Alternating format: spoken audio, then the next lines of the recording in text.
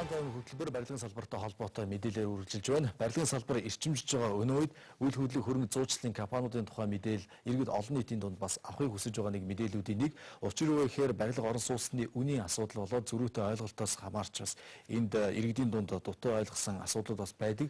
Тийм болохоор энэ салбарт ажиллаж байгаа нэвтрүүлгийн хамтран ажиллагч Master Properties компани лизингийн албаны захирал Солонгыг студидтэй урьж оролцуулаад байна. Орой минь хүргэе Солонгоо. Сайн бацгаана орой минь та бүхэндээ. Тэгэхээр үйл хөдлөх хөрөнгө зуучлалын компаниуд барилгын компаниудын төсөл дээр хэр хамтарч ажиллаж байна. 10 жилийн өмнө бол барилгын компаниудтай хамтарч байгаа үйл хөдлөх хөрөнгө зуучлалын компаниуд гэх юм бол бараг 1-2-оор тоологдохоор байсан. Өнөөдөр хэдээр тоологдож байна вэ? Тэгэлгүй яг хуу барилгын компаниуд 10 жилийн өмнө бол өөрсдөө орон сууцны төслөө борлуулдаг байсан.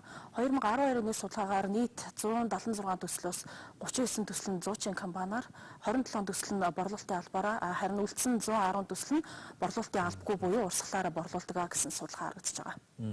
Үйл хөдлөх хөрөнгө зуучлалын компаниудтай барилгын компаниуд хамтарч ажилласнараа ямар давуу талыг барилгын компаниудад та бүхний зүгээс олгодог юм бэ? Иргэдэд эндээс ямар ашигтай мэдээлэл бий болдог юм бэ? Илүү бодиттой гэдэг ч юм уу?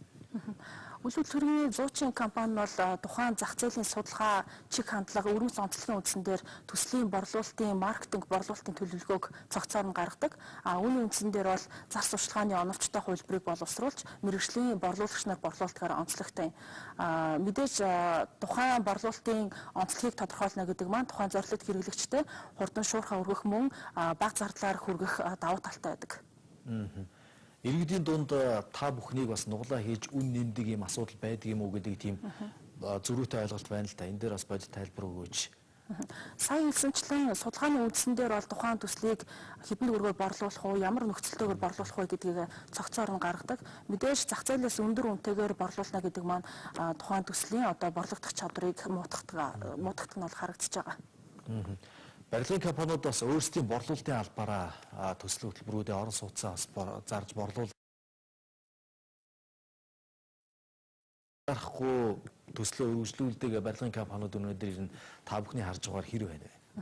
Манай компаниас гаргадаг барилгын компани эрэлт хэрэгцээ тэдгээрийн зан төлөвийн судалгаанаас харахад бол нийт барилгын компаниудын одоо хүндрэл гардаг асуудлууд бол нэлээд их байдаг. Үүний бол нэгдүгээрт бол судалгаа байхгүй, удаан борлуулсан, ажиллах хүчний тоо чадвар муу гэсэн судалгаанууд байгаа.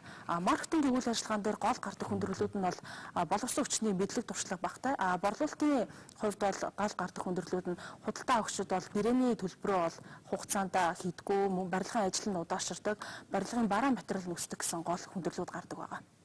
Яг энэ хүндрэлүүд нийслэлийн дахин төлөвлөлттэй холбоотойгоор хувийн хвшлүүд нөгөө газрыг орон сууцаар солих асуудал үргэлжилж байгаа. Яг энэ дээр бол иргэдийн бас анзаарч байгаа нэг хүндрэл бол харагдаж байгаа. Барилгын компаниуд тэр болгон нөгөө нийгмийн шинжтэй иргэдтэй уулздаг тийм ажил хийдэггүй учраас иргэд хувийн хвшил компаниудын хооронд үл ойлголцлоос баггүй гарч байна гэдэг мэдээлэл байдаг л да. Тэгэхээр энэ хүндрэлийг ч гэсэн үзэгчид бас дотроо тунгаад сууж байгаа. Холбогдож бидэнд хэрэгтэй мэдээлэл өгсөн баярлалаа. Ажлын амжилт хүсье. Үзэгч та бүхэнд бид тоон тайм хөтөлбөрөөр хүргэлээ. Нүүрсийн зах зээлийг голчлож та бүхэнд бас дүгнэлтээр хүрэхийг зорилоо. Тэгэхээр нүүрсийн зах зээлээс хамарж байгаа Монгол улсын эдийн засаг төсөвт бас цаашдаа ямар хандлага, эерэг сөрөг үзүүлэлтүүд байна вэ гэдгийг та бүхэн бас өөрөөснийхөө дүгнсэн байх. Нэвтрүүлэгтээ хамт тавьж анхаарлаа хандуулсанд баярлалаа. Та бүхний бизнест амжилт хүсье.